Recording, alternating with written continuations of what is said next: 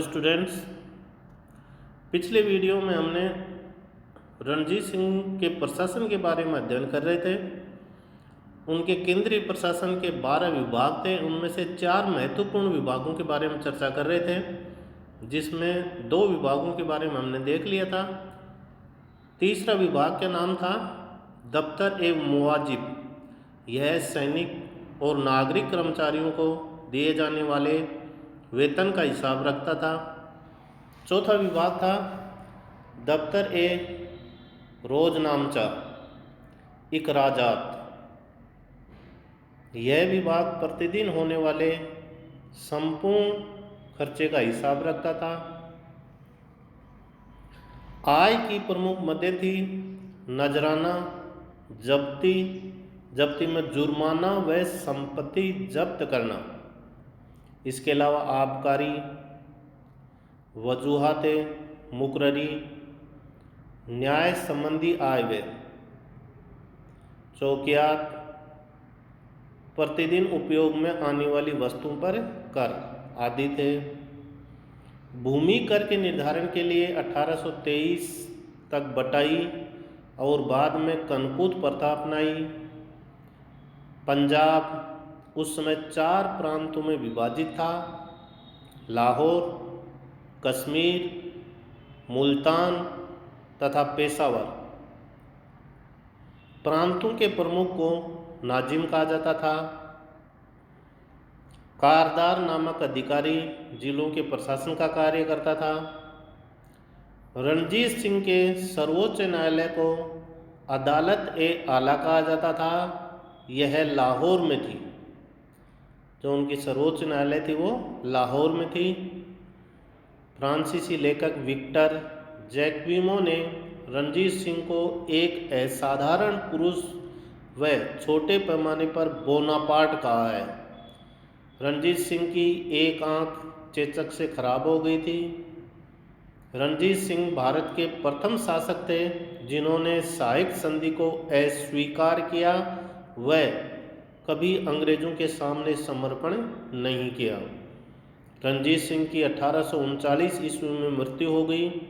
उसके बाद क्रमशः उसके उत्तराधिकारी खड़क सिंह, नौनिहाल सिंह और शेर सिंह शासक बने। रणजीत सिंह की मृत्यु के बाद उसका पुत्र खड़क सिंह गद्दी पर बैठा, लेकिन दरबार 2 विरोधी गुटों में बंट गया। इससे पंजाब में अराजकता फैल गई।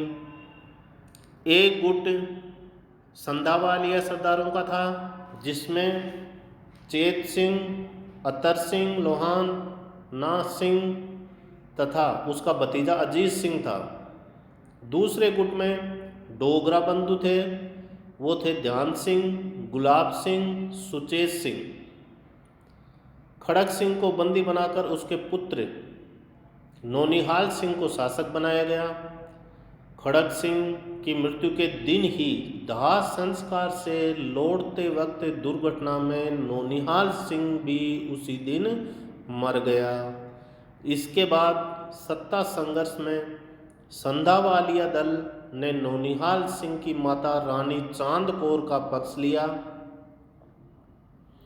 वह डोगरा बंधुओं ने रणजीत सिंह के अन्य पुत्र शेर सिंह का समर्थन किया।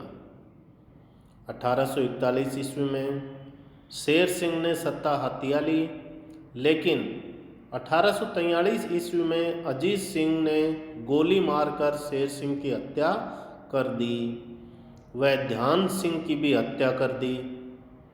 1843 ईस्वी में रानी जिंदन, जिसको जिंदा के नाम से भी जाना जाता था, के संरक्षण में रणजीत सिंह का अल्पायु पुत्र दिलीप सिंह शासक बना।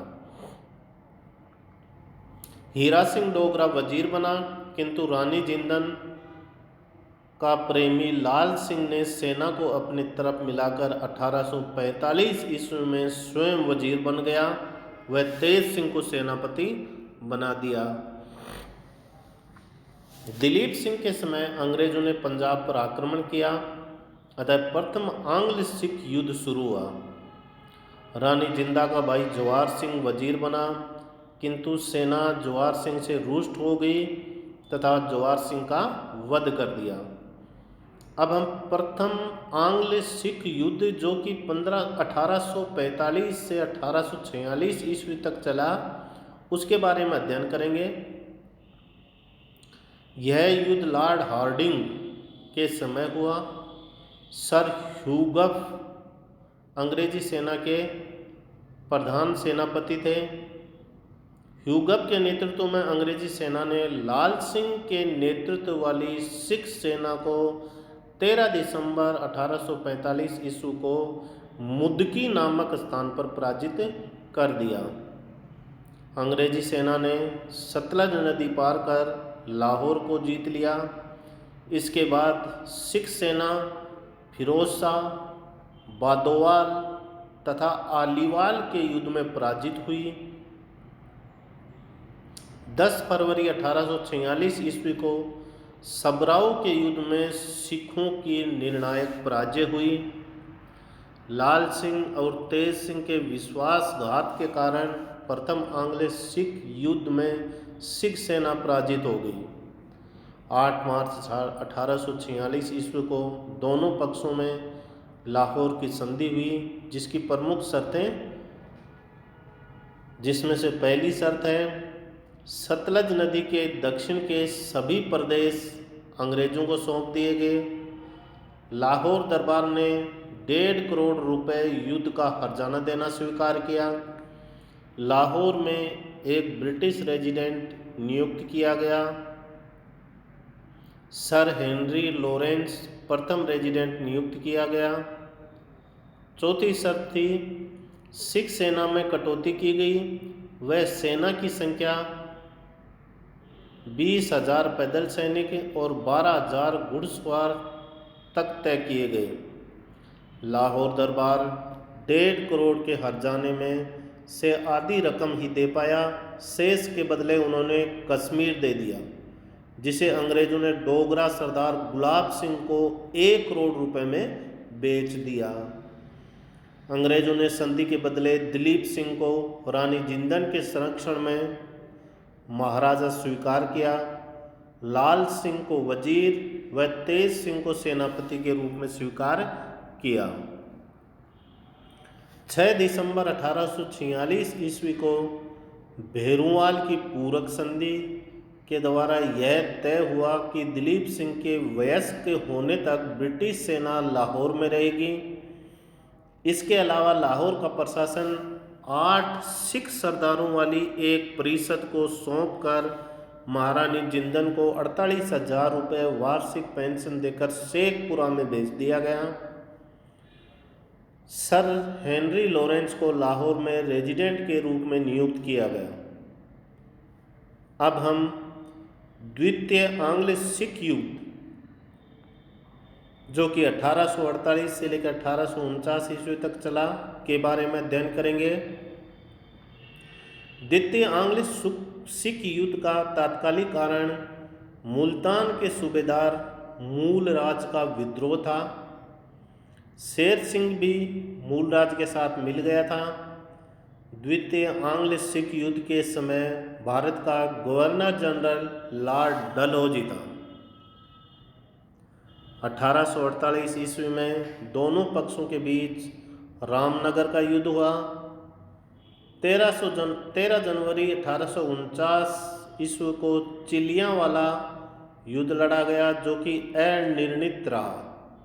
रामनगर का युद्ध भी अनिर्णित था।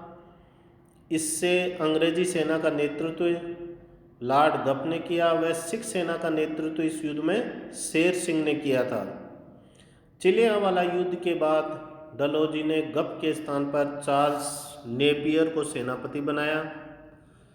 चार्ल्स नेपियर ने 21 फरवरी 1849 ईस्वी को गुजरात के युद्ध में सिखों की सेना को निर्णायक रूप से पराजित किया।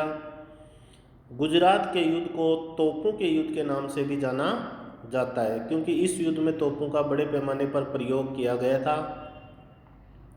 गुजरात के युद्ध के बाद लॉर्ड डलहौजी ने 30 मार्च 1849 ईस्वी को चार्ल्स नेपियर के नेतृत्व में पंजाब को अंग्रेजी राज्य में मिला लिया। लाहौर में अंग्रेजी रेजिडेंट हेनरी लॉरेंस व पूर्व गवर्नर जनरल लॉर्ड एलनबरो ने पंजाब विलय का विरोध किया। महाराजा दिलीप सिंह को 5 लाख रुपए की वार्षिक पेंशन देकर रानी जिंदन के साथ इंग्लैंड भेज दिया गया। दिलीप सिंह इंग्लैंड में ईसाई बन गया।